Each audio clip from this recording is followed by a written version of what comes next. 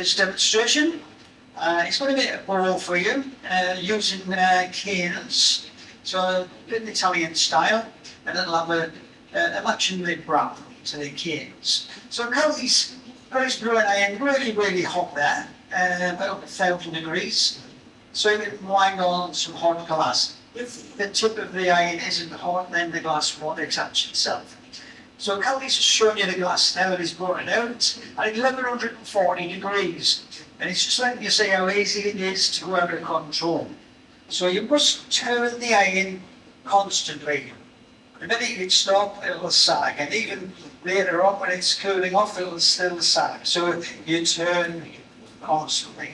Now, that's clear glass, but we want to colour this bowl. So Kelly's decided on a nice blue. So it's in the form of sort of greeny, sugary style. These colours that we use come from Germany, and they come in various forms like green or powder. They come in chips as well.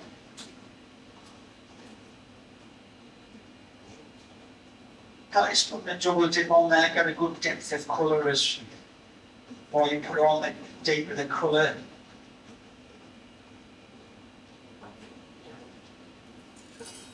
So it also, the colour comes up also in rods like these as well, and these can be opaque or transparent. The sort of NGC colours that the transparent colours are black, that's actually blue. So you only need a small amount to blow a big piece up, or small amounts to spread through the glass in the other way. The clear glass that we use comes from the Czech Republic, and it comes in these nuggets. So what I do is feed lots and lots of those in our furnace. 1, 2, let them be fired. And say 140 degrees, so very hot. So that melts the colour, the clear glass, and then we apply the colours separately. And previous to this session, Alfie made some paints, basically a little bit of colour, some clear on the top, and then stretched, right? And then it's cut up, and it's made into sort of a tile, right? So we'll have a tile. We'll have already set it up using these clever little bits of kit at pie divider. And basically, you've measured the length of the tile is put in the oven of these canes, and then the other end tells you what diameter it needs on the iron. So it'll make it's made that exactly the fit in there, so he knows it'll wind on the full circumference. So instead of winding it on, we've had the heat goes up to about 550 degrees, otherwise it won't stick to the glass. So there, it's got those lovely canes set up. Sort of a ruby colour with white. And then we're going to put a white lid rock on as well for decoration. We make these canes in all sorts of designs and colours. Very intricate ones, the Italians make all sorts. So, Alfie's now melting those canes onto the surface of the molten glass, and it's doing that in that contraption there. That's a reheating chamber, fired by gas and air, and that's at 1220 degrees. So it's melted the canes into the surface, and now he's just smoothing them off, pushing them right into the surface, embedding the glass, and then shooting it up on this steel table. This steel table is called a marver table. So any action carried out on the table is called marvering. He wants to get a bit of a twist, so he's just nipped the end of the glass there using some tools called jacks or sellers, and he's made that, instead of straight lines, we've got a nice spiral, and it's cut away a little bit of excess glass as well. So there's some nice colours there, matching with the blue. So then we'll melt that in, and then we'll load it up into a nice bowl. Let it cool, and then we'll wind on enough glass to make the bowl. And then once it's shaped it up, then we'll add the lid wrap. So the furnace where I'll use at the minute, that's just on during the day.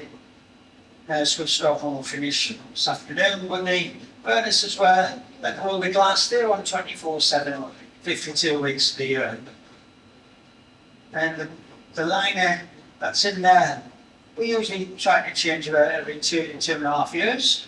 But the big one will last up to 4 years. Look how it's just marbling there, getting everything nice and smooth. This nice spiral pattern. And then using a pad, it shapes the glass nice and rounded and pointed. Then it get nice and hot, and we'll introduce air, create a bubble. And as I say, we'll let that cool and get it nice and stiff. And the pad he's using is just a few sheets of newspaper soaked in water. Just a little chill there, and then it goes down the tube. He's trapped the air in the tube with his thumb. The air is now travelling up the tube, but when the air hits the heat, it expands and puts it in the water automatically. So Callie's now got a nice little bubble there, and then he'll take his thumb off when it's got it to the right size he's after. He doesn't want to grow too hot and get it too weak, otherwise it'll be too thin and it'll collapse when we wind on more glass. So we'll let it cool now, but as it cools, the colours start to come back. Well, you never see the true colours of any piece of work on until it cools right down to room temperature. We'll get a bit of an idea when we're finished the pour, when it's about 550 degrees. So round Callie's neck is what's called a noodle. It's a piece of rubber tubing with a mouthpiece you can go down, and it's got a special attachment that goes on the end of the iron, and that allows the iron to rotate without twisting up the tubing. So Callie is in control of the burrow, and it only grows when everything's nice and central on the iron. So it's winding on the glass. Each time you wind on glass, it's called a gather.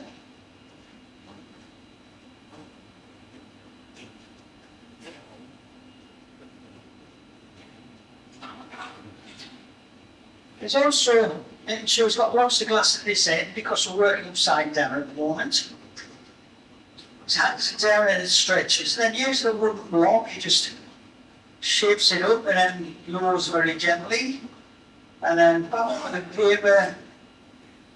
And by pulling the glass to this end, it gives us plenty to work with to blow. It also creates a nice thickness for the base of the bowl. The more he points it up, the stiffer the point becomes, and therefore, when he blows, it cannot blow through the bottom, and that maintains your thickness for the sturdiness and stability of the bowl.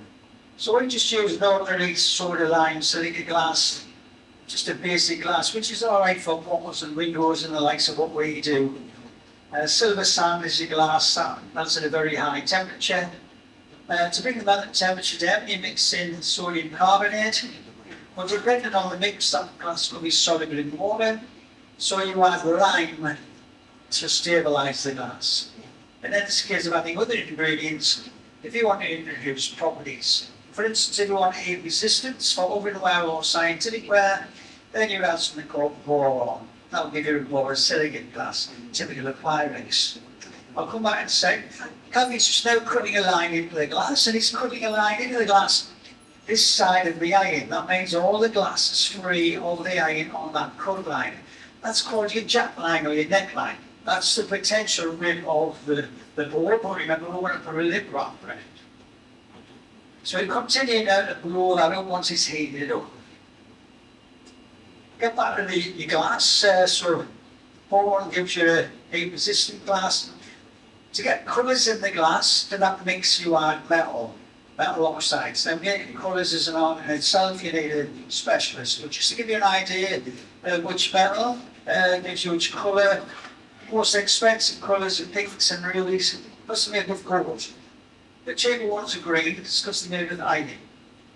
Cobalt blue, manganese purple, copper turquoise, cadmium yellow, selenium red, both cryolite and tinted white. There are a lot more besides, so it's possible to get all the colours of the rainbow in just about every shade, both in transparent colours and opaques. So Calvin's growing up, creating nice shade, but as it works it stiffens. If you remember earlier there, he tapped the bubble before he got it on the steel, and it was like solid. But as it grows up there, it's a bit too small. This orifice in the door, so we'll open the doors up. And Calvin won't catch the sides. And then we can just push and shove. And also the cutting in that jack line nice and tight. And the tighter he cuts it in, the easier it will be to remove it from the iron and we're ready to swap it over, work on the rim in the final shape. And then when the cut is ready, we'll swap it onto another iron. The other iron is called a puntier or pontil.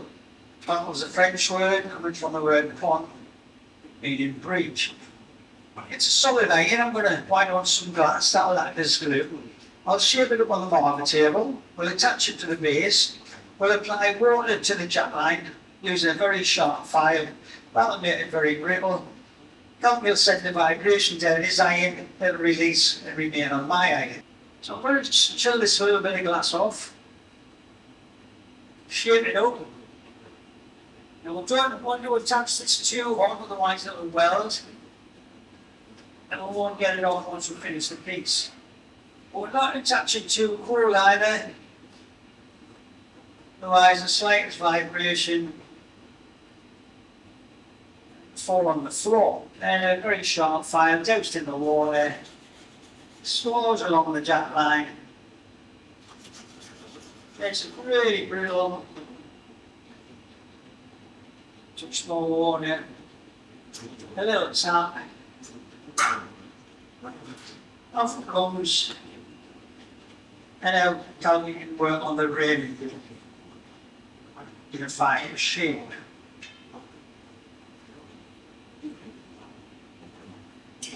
So I'm going to get ready with the lid wrap. We've got some white grain over here. I'm just going to get some glass and pour it in that white grain.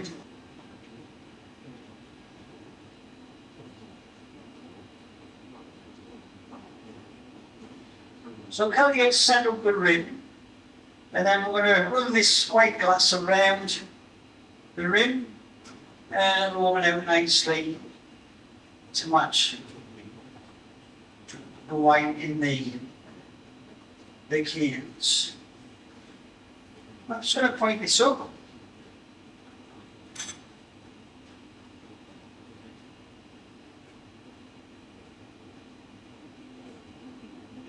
And I'll get it nice and hot.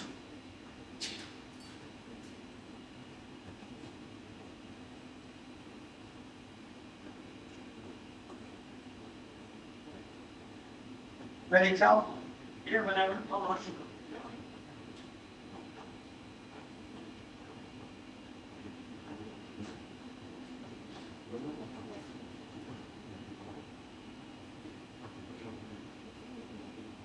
Cal, just attaches to the rim and winds it around.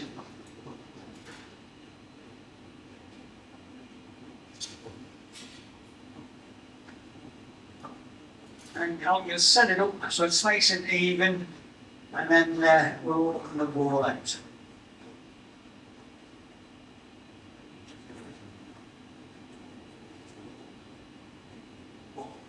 Now Calvin's going to be very careful now. While we've connected the iron, that punting or the pontil, that joint's very feminine. Obviously it needs to be because we've got to get the iron off the piece once it's finished. So Calvin's got to keep the temperature just right on the joint. If it gets too hot, all will flop around and not open it out evenly. If it gets too cold, the slightest vibration, that'll fall on the floor.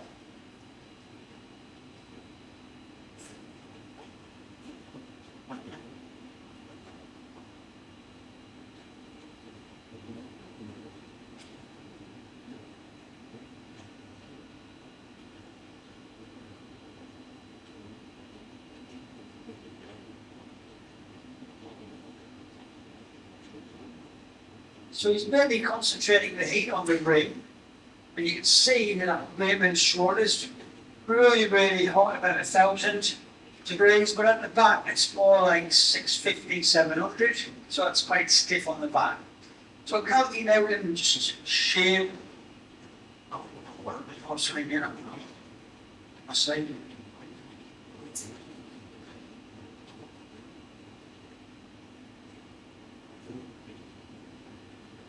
So set the rim nicely, and now we're going out evenly as well.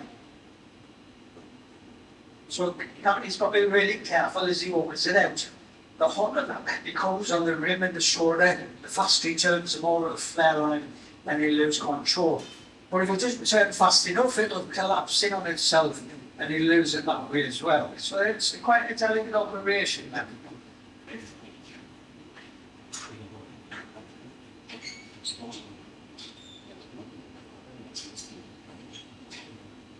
So remember, Kelly's going to work for 1220 degrees of heat now to finish this off. So it's very uncomfortable over there. 1220, that's a lot of heat, let me tell you. Kelly's working inside out, and they're using different jacks. They're wooden jacks lined with newspaper, and they give a nice smooth finish to the piece, whereas the metal jacks, they give you ring marks, okay? We don't want the ring marks, it can be unsightly, so we use the paper wrapped onto the wooden jack. And of course, with water. So every now and again, it can be pushed right inside the heating chamber, just to keep the joint hot, and then eases it back, and then heats the rim and that shoulder, because that's all he really wants to move now. He wants it back in to move it all. It's got to be really careful. See how it's collapsing there? See how delicate it is? And then a little open over, a little bit quicker movement, and then it opens into a nice ball where you can shave it and freeze it. Check. It's nice and rounded. And it's parallel to the base. And once Calc's happy, we'll give it a flash. It's been all different temperatures, so we need to even them out. So Cal can just give it a shove it in the heat chamber and spread the heat evenly all around so it starts to go down uniformly. And then we'll remove it from the iron to place it over the distress relieved. So what's happening now is the outside of the glass is cooling much more quickly than the inside. If you want to watch this screen, by the way, you'll see how we appear. So the outside's cooling than the inside, so we've got contraction and expansion going on at the same time, which causes stress and strain in the glass, and it'll cause it to crack. So can't you remove it by just chipping in there with a knife and then tapping on the iron? It breaks free very easily, as you've just seen. And then an oxygen propane torch melts in any ragged edges. That in turn leaves a mark or a scar. That should probably be important mark, which proves, or can prove, it's been handmade. But sometimes it can be ground out. You want a nice solid bottom with a ground with polished finish. So I've got to put smoke plugs on now, and it'll bring it round and give you one more quick look before we must go in the oven before it cracks. And all the while the colours start to be more vibrant and show you the colour we expected, but not as vibrant as it will be tomorrow afternoon when it comes out of the oven.